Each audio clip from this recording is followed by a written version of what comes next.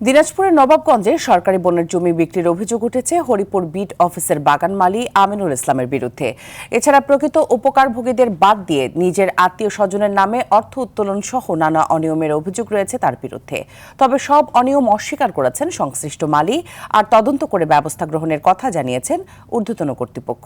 দিনাজপুরের হিলি থেকে আব্দুল আজিজের পাঠানো তথ্যচিত্রে আরও জানাচ্ছেন সুলাইমান কবির।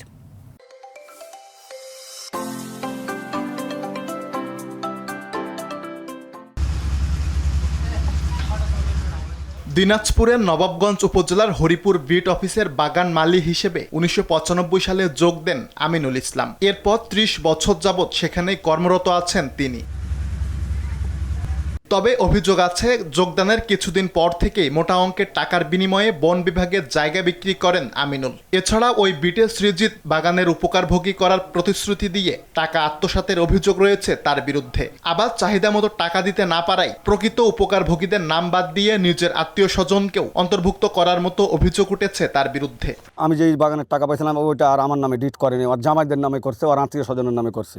কোনো মালিক তো তার স্ত্রীর নামে দলিল করতে পারে না, সে টাকা পাইতে পারে না। 18,000, 10,000 আর 5,000 তিন কিস্তিতে এই টাকাটি নিয়েছে। এখন তো উনি জায়গা দিচ্ছে না। অল্প টাকার মালিক একটা চাকরিয়া, সে 3 কোটি টাকা দিয়ে বাড়ি করে। তবে সব অভিযোগ অস্বীকার করে তাকে হেয় করতে ষড়যন্ত্র চলছে বলে দাবি মালির। এটা সঠিক নয় এবং এটা কোনো প্রমাণ নাই, এবং যেখানে ঘর করছে ওখানে আমি ঘর ভেঙে দিয়েছি এবং আমার অফিসারও জানে।